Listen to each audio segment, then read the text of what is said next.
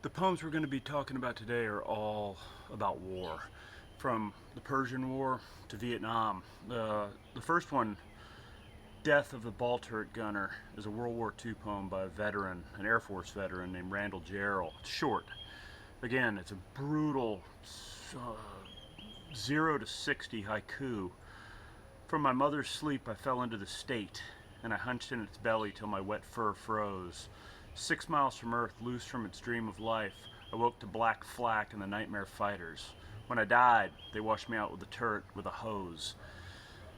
You'll notice, like Dickinson we talked about yesterday, state is capitalized. War face, maybe? He's putting on his war face. A state of acceptance that he might die going into combat. Sorry about that. Either way, as it turns out, this entire poem takes place in just a matter of minutes, and it's also one of those poems that's posthumous. The wet fur he's wearing is his flight jacket, a bomber jacket, leather with the fur inside of it. The plane he's in, and I've got a picture of one of them on D2L, is a B-17, and the thing would go 6 miles up into the sky. It was a very, very important weapon, like the Higgins boat that was used on D-Day. It helped change the tide for the Allies during World War II, because it could go long distances, and it could drop bombs, it could drop men in parachutes. But it was also very vulnerable, because on the belly of that thing, the ball turret where the gunner sat was a little piece of plexiglass, and there's nothing between it and the ground and enemy fire. And it's generally a small dude that's got to crawl inside of that thing. They're tiny. So it starts out almost like this feral state, like a caveman or a cave boy. He wakes up, fur's frozen, he's 6 miles, and when he snaps into it, he realizes black flak, which is anti-aircraft fire coming from the ground, and then the nightmare fighters, which, you might be thinking Japanese Zero, the kamikaze planes, but Jarrell fought in the European theater. These would have been the Nazi Stukas or Messerschmitts. And they did. They look like black crows out of a nightmare. They were wicked-looking planes. And his body's so mangled from the ground fire and from the plane fire, there's nothing left of him. When the plane lands, the only way they can get him out of that ball turret is by hosing him out with a high-pressure hose, because he's been turned into a liquid. He's goo. He's guts. He's blood.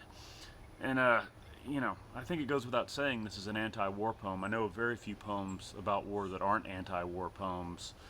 And you can imagine mentioning this incident to somebody in a recruiting office. They'd probably go, I think I'm going to go be a farmer instead.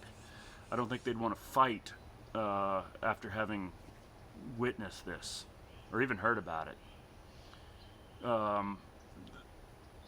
The other poem, the next poem, I should say, is Facing It by Yusef Komunyakaa. Black Vietnam veteran from the state of Mississippi. He fought in the war, and this poem is about him. I think this is a poem about PTSD. I think this is about a guy who fought in Vietnam going back 10, maybe 12, 15 years later to see the Vietnam Veterans Memorial Wall in Washington, D.C., which, again, I've got a picture of it on D2L. It's a beautiful and remarkable memorial. It's black granite with all 58,022 names of everybody that died in that war on it. And it's reflective. You can see yourself, which plays a major role in this poem. My black face fades, hiding inside the black granite. I said I wouldn't, damn it. No tears. I'm stone, I'm flesh. My clouded reflection eyes me like a bird of prey, the profile of night slanted against morning. So he's part of the wall already. He's black, it's black, because of the shiny granite. And he tells himself as he's driving to the memorial, I'm not going to cry. I'm going to man up and deal with this. But he can't help it. What he's saying is, I'm flesh. I'm gonna cry. And you notice too, my clouded reflection eyes me like a bird of prey. There's this antagonism in the very, very first part of this poem. a paranoia that I'm certain seeps into a lot of veterans, of especially jungle combat. I mean, we talked about Vietnam when we were doing Tim O'Brien earlier. It was much different than any other war. It was on TV. The enemy was more or less blended in with the civilians over there. There was no real purpose, to be honest with you. The veterans were treated like crap when they got back stateside after the war. It was just weird. It was surreal. And I think one of the biggest things is that jungle fighting that took place there, and it would make you very paranoid.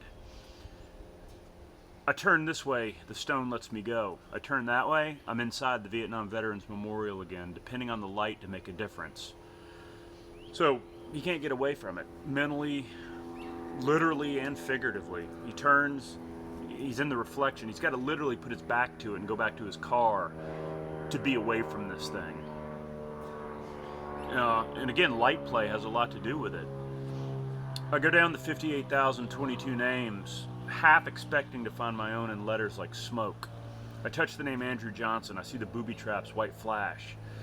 So, I think he's guilty. He's got survivor's guilt.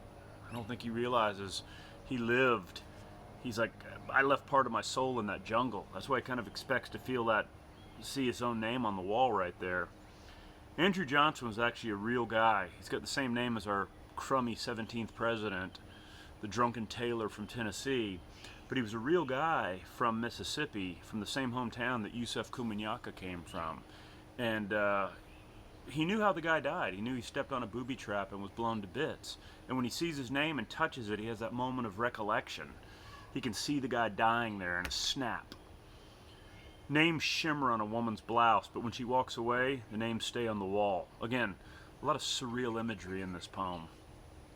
Things aren't as they seem. Another word, hallucinatory. Brush strokes flash, a redbird's wings cutting across my stare. Again, very surreal. Redbird was one of the jargon terms, one of the slang terms for the helicopters that were used in Vietnam. And you can see the reflection of a plane. In fact, the sky, a plane in the sky. It's just a jet. It's a commercial flight leaving from Reagan International Airport or from Dulce. But in this paranoid, surreal state, this hyped up state he's in, he thinks it might be a helicopter, that he's back in country, back in the jungle. A white vet's image floats closer to me, then his pale eyes look through mine. I'm a window. He's lost his right arm inside the stone. In the black mirror, a woman's trying to erase names. Nah, she's brushing a boy's hair. So he sees a vet, and you know, one other thing about Vietnam, there was a lot more black soldiers per capita than white soldiers, meaning it was a poor man's war. A rich man was able to get out of the war by paying somebody or getting some kind of a assignment on a base somewhere, maybe going to Canada, maybe going to college. But if you were broke, you fought. So there were a lot of white country boys and a lot of African Americans fighting in Vietnam, more per capita. And he sees this white guy, and they kind of become one. They kind of interface inside of the wall right here. And he's lost his right arm. I don't know if he's really lost it, which a lot of vets did. They lost their limbs stepping on booby traps and landmines. But he might just be standing at one of the corners, where his arm's actually just cut off because the wall takes a seam cut. And the last couple lines, man, it really shows the panic and the anxiety that Yusef Komunyakaa feels in this poem. He sees a woman who he thinks is just as manic as he is. She's trying to erase a name and maybe bring somebody back to life, a dad, an uncle, granddaddy. But then he turns around and she's just brushing a little kid's hair like this before they go see the Smithsonian. So I guess that last line implies that to the average civilian, it's just oh, hey, look. It's just one of those things you see as you walk around D.C. But to him, it means everything. To him and to the white vet that he sees there, you know, there's no way they could explain it to a civilian, basically. So again, I do think this is a poem about PTSD, about memory. And again, I won't say it every time, but almost every poem we're going to read is an anti-war poem. I think the most famous anti-war poem is the next one. It was written right after It was written during World War I by a guy named Wilfred Owen, who was a veteran of the British Army, who ironically died in World War I in a way not unlike his character dies, the man dies in the play. I mean, in the poem that we're getting ready to talk about. But it is considered to be the grandfather of anti-war poems. It's called Dulce et Decorum est. Bent double like old beggars under sacks, knock-kneed, coughing like hags, we cursed through the sludge, till on the haunting flares we turned our backs and towards our distant rest began to trudge. Men marched asleep, many had lost their boots, but limped on, bloodshot. All went lame, all blind, drunk with fatigue, deaf even to the hoots of gas shells dropping softly behind. You'll notice a classical A-B rhyme scheme in the first stanza of this poem. And it's like Macbeth. It's like the witches in Macbeth, the Scottish play. These men, 18, 19-year-old men, who are like old biddies. They can barely walk, they're blind, they're deaf, they're so exhausted. They're literally walking asleep. But all of a sudden, and they don't hear it, the shells come in from the German side. Gas, gas, quick boys, an ecstasy of fumbling. Fitting the clumsy helmets just in time, but someone still was yelling out and stumbling and floundering like a man on fire or lime. Dim through the misty plains in thick green light as under a green sea I saw him drowning. I love that line, an ecstasy of fumbling, because it's such a great oxymoronical statement. Ecstasy is something that, seeing God. Fumbling is a clumsy, bumbling action. Those two combined, I don't know, it's cool. And those helmets they wore, again, I've got some pictures on D2L on the discussion page. They weren't like a little gas mask you put on your face like this. These were almost like old-timey cameras you had to crawl into. It was an ordeal. And if you didn't get on in time, and you got one little molecule of that gas inside of your mouth or inside of your nostrils, you died. It was going to turn your lungs into a pudding, basically. And I think if you polled 100 people and asked them the worst ways to die, most of them would probably say burning or drowning. And this guy dies in both ways. He's drowning on land, and it's like he's on fire at the same time. And under the green sea, because the mustard gas is yellow, and the lenses are kind of tinted on those gas masks, so everything looks surreal and green. And all my dreams before my helpless sight, he plunges at me, guttering, choking, drowning. I think if Wilfred Owen had lived longer than 22 or 23 years old, he probably would have remembered seeing that guy die that way till his last days on Earth. It would have been a nightmare he had every night, because he was helpless. He couldn't do anything. He couldn't take his own mask off and help the guy. All they could do is watch him die.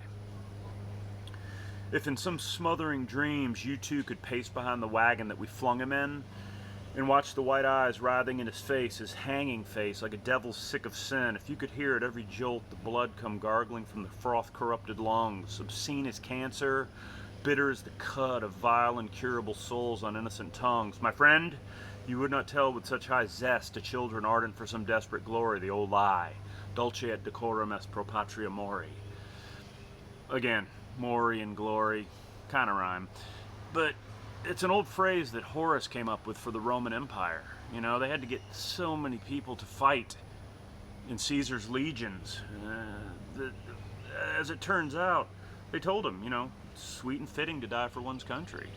The chicks will dig it. They wouldn't tell him the bad stuff. They wouldn't tell him death of a ball turret gunner. They wouldn't tell him how frightening it would be and how cowardly some of your cohorts would be on the battlefield.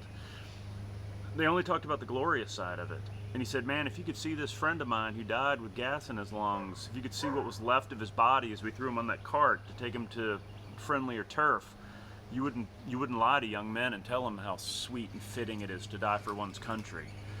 And again, if you ever see the opening battle in the movie Gladiator, you see the Roman legions fighting against these, I don't know, man, like Sasquatch men, these Rasputins, who in no way they'd fight to the death, and they were barbarians for the most part. You had to give a lie to get men to join the Legion. You had to make them a promise of something. And he's saying it's the old lie. The great irony is, I think, really, that Wilfred Owen died in a very similar fashion on the battlefield, in the trenches of World War I, just like his character dies in this poem. Now, the second coming, William Butler Yeats, who lived his lifespan was kind of cool. He lived from right around the time that Appomattox Courthouse saw Lee surrender to Grant, and he died right as Polish turf got rolled over by the Blitzkrieg starting World War II. So he lived between 1865 and 1939, and I think the Second Coming is about, in a mystical sort of way, how chaotic and brutal the early 20th century was. Not just World War I, but the Russian Revolution, the Irish Civil War. There was so much chaos going on. And you see this poem's riddled with apocalyptic imagery. Turning and turning in the widening gyre, the falcon cannot hear the falconer. Things fall apart, the sinner cannot hold. Mere anarchy is loosed upon the world, the blood-dimmed tide is loosed, and everywhere the ceremony of innocence is drowned. The best lack all conviction, while the worst are full of passionate intensity. Things fall apart. Chinua Achebe actually used that line for his novel Things Fall Apart, which is about the great warrior Okonkwo, who on the one day he's not allowed to kills somebody, and he gets ostracized, sent out of his village.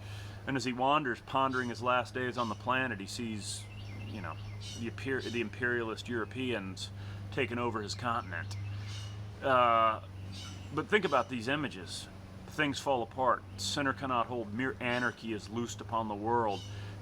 It's almost very much like the book of Revelations, which is about the second coming. Surely, in fact, he uses that word in the next line, the first line of the second part of this poem. Surely some revelation is at hand. Surely the second coming is at hand. The second coming, hardly are those words out when a vast image of spiritus mundi troubles my sight. Somewhere in the sands of the desert, a shape with lion body and the head of a man, a gaze blank and pitiless as the sun is moving its slow thighs, while all about it real shadows of the indignant desert birds. The Sphinx, man, it's come to life and it's crawling through the desert. And he sees this thing in his mind's eye, and through this mystical looking glass. The birds are all pissed off because that's their landing spot. It's where they, chill in the middle of the desert. That's why they're indignant. But as it turns out, the last couple lines of this thing are the true essence of apocalypse. The darkness drops again, but now I know that 20 centuries of stony sleep were vexed to nightmare by a rocking cradle, and what rough beast, its hour come round at last, slouches toward Bethlehem to be born. 20 centuries, 2,000 years, the Dark Ages ended with the birth of Christ. He's almost at the next 2,000 year point, give or take 80 years, and he's like, what's next? The Antichrist? Well, things are so chaotic. What kind of beast is going to come and be born in Bethlehem that's going to signify, that's going to bring us out of this? Or is it just going to come and compound this and make it worse? I don't know. I've never truly understood the second coming, but I've always loved the imagery in it. I've always absolutely loved that last two lines. What rough beast, its hour come round at last, slouches toward Bethlehem to be born, because it just exudes hopelessness. Yeats also wrote a very funky prognostication sonnet called Leda and the Swan. It's about Zeus, a very horny Zeus, who would come down in the shape of different things. A bull, a golden shower, take from that what you will, and would seduce mortal women, because if they saw him as Zeus, they'd just turn into ash. They'd completely be incinerated because they couldn't handle the ecstasy of seeing him in his deific state. So when he had Leda, he came as a swan. And I've always imagined a swan the size roughly of Big Bird from Sesame Street. In ancient paintings, Renaissance era paintings, it's usually a much smaller swan, but it's still Zeus inside of it. And the rape of Leda by this swan, Zeus as a swan, created a young lady, a baby, Helen, whose kidnapping started the Great War in ancient times, the one that both the Iliad and the Odyssey were written about. A sudden blow, the great wings beating still above the staggering girl, her thighs caressed by the dark webs, her nape caught in his bill. He holds her helpless breast upon his breast. I mean, it's chaos. It's a flurry of action. He comes through the window and just immediately takes Leda. How can those terrified, vague fingers push the feathered glory from her loosening thighs? And how can body laid in that white rush but feel that strange heart beating where it lies? First off, you'll notice there's a great A-B rhyme scheme for each of these, for stanza, the first stanza, and then push and rush. Again, approximate rhymes. So it's A-B, C-D, C-D for the first 8 lines of this sonnet. But that heart, it's not the heart of a swan, it's the heart of Zeus inside of a swan's body, a giant swan's body. And to push it away is fruitless because there's no musculature. She's just pushing her fingers through feather and down, basically. And she's terrified because there's a giant swan attacking her, sexually assaulting her. And it doesn't take a whole lot of time. Zeus comes to do one thing and one thing only. A shudder in the loins engenders there. The broken wall, the burning roof and tower, and Agamemnon dead. So he does his business, so to speak, and we get these images. We see the dead Agamemnon. We see all these images of that war that are foreshadowing about what's to come because of this one selfish act by the lusty Zeus. The final lines, the final quatrain or stanza, being so caught up, so mastered by the brute blood of the air, did she put on his knowledge with his power before the indifferent beak could let her drop? First off, you gotta love brute blood of the air. I mean, it's like the entire, you can smell the majesty, the sex, you can smell the entire, just like the crude, brutal power in the air. But Yeats wonders that in this moment when Zeus and Leda are together, one, so to speak, without getting into creepy detail, did she know the stuff that he knows as an omniscient god from Mount Olympus? Did she know what's going to happen because of this one incident, like we now know reading this thing, before that indifferent beak could let her drop and he flew off to go do more, notorious sexual shenanigans? If you look at the thing, it's hard to kind of tell because it's got that break in the line between the third and the fourth stanza. It's not a classical sonnet.